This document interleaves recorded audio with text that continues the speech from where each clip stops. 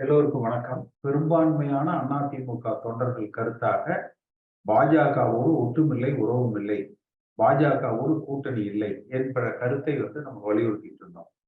அந்த அடிப்படையில 2 நாட்களுக்கு முன்பாக திரு ஜெயக்குமார் மூலமாக பாஜகவோடு கூட்டணி இல்லை, அதிமுக கூட்டணியில் பாஜக இல்லை என்கிற அறிவிப்பை எடப்பாடி பழனிசாமி அறிவித்திருக்கிறார். ஆனா அந்த அறிவிப்புக்கு பிறகு தமிழ்நாடு எங்கும் அதிமுக தொண்டர்களிடத்தில் ஒரு மாபெரும் எழுச்சி ஏற்பட்டிருக்கு. ஆனா அன்றைக்கே நான் சில தொலைக்காட்சிகள்ல கூட பேசும் பொழுது சொன்னேன், இந்த அறிவிப்பில் எடப்பாடி பழனிசாமி உறுதியாக இருப்பாரா என்று ஒரு கேள்வியை கேட்டிருந்தோம். பார்த்தீங்கன்னா இன்றைக்கு பாஜக குறித்து, கூட்டணி குறித்து யாரும் பேச வேண்டாம் என்கிற ஒரு அறிவிப்பை வெளியிட்டிருக்கிறாங்க.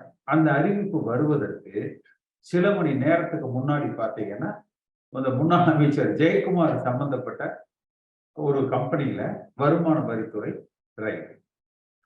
அதாவது அந்த ஒரு செந்தில் பாலாஜி உதவியாளர் இதுல ரைடு, கூடவே அதுல ஒரு கம்பெனி தொடர்புடையது, நம்ம ஜெயக்குமாருக்கு தொடர்புடைய ஒரு கம்பெனியும் ரைடு பண்றாங்க.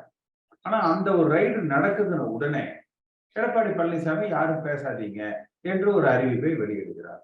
அப்ப புரட்சி தலைவர் எம்ஜிஆர் காலத்துல பார்த்தீங்கன்னா, மத்திய அரசாங்கத்தை எதிர்த்து தேவைப்பட்டால் ராணுவத்தை சந்திப்பேன் என்று புரட்சி தலைவர் எம்ஜிஆர் அவர்கள் பேசியிருக்கிறார். அம்மா அவர்கள் காலத்துல மோடியா லேடியா என்றுதான் அந்த தேர்தல் களத்தையே சந்தித்தார்கள்.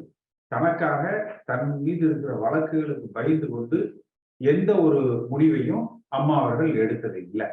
அவங்க தைரியமாக பாஜகவை எதிர்த்து நின்றார்கள்.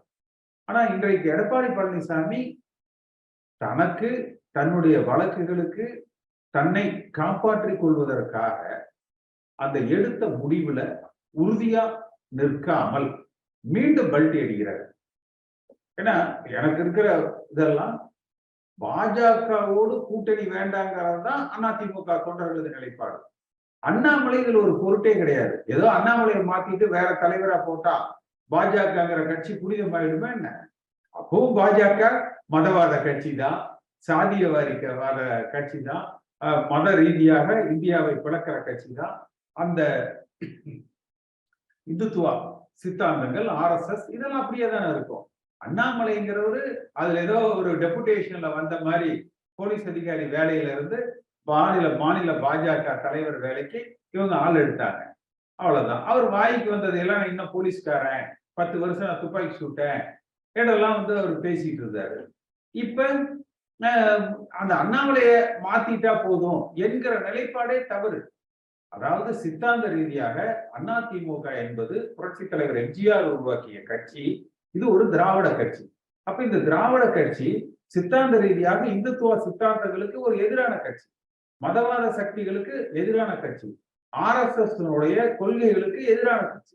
2004 அம்மா அவர்களே கூட அந்த RSS கொள்கைகளை, அதாவது கிராம தேவதைகள், கிராமத்தில் இருக்கிற கோவில்களுக்கு ஆடு மாடு கோழி வெட்டக்கூடாதுன்னு சொன்னாங்க. அந்த தேர்தலில் நம்ம தோத்தோம். அப்படி இருக்கிற பொழுது அந்த இந்துத்துவ சித்தாந்தங்களை எதிர்த்து திராவிட சித்தாந்தங்களில் பயணிக்கிற கட்சி அதிமுக. அப்ப நம்ம எதிர்ப்பது அண்ணாமலையே இல்லை, எதிர்ப்பது பாஜகவுடைய கொள்கைகளை, பாஜகவுடைய மதவாத போக்கை, RSS அந்த மதவாத, சாதியவாத, பிரிவினைவாத சித்தாந்தங்களை. ஆனா நான் அன்றைக்கே சொன்னேன், இதுல உறுதியா இருப்பார்களா? இருந்தால் இவர்கள் போற்றுதலுக்குரியவர்கள் என்று நான் சொன்னேன். பார்த்தீங்கன்னா இன்றைக்கு ஒரு ஜெயக்குமார் வீட்டுல லேசா ரைடுன்னு சொன்ன உடனே யாரும் பேசாதீங்கிறார். அப்ப நிச்சயமாக என்னுடைய ஒரு அனுமானம் என்பது, பாஜகவுக்கு வெளியே வரமாட்டாங்க. பாஜகவுடைய நிர்பந்தத்திற்கு அடிபணிந்து, ஏன்னா கொடநாடு கொலை கொள்ளை வழக்கு, டெண்டர் முறைகேடு, வேலுமணி, தங்கமணி, சுகாதார விஜயபாஸ்கர், இது எல்லா முன்னாள் அமைச்சர்கள் மீது இருக்கிற வழக்குகள்.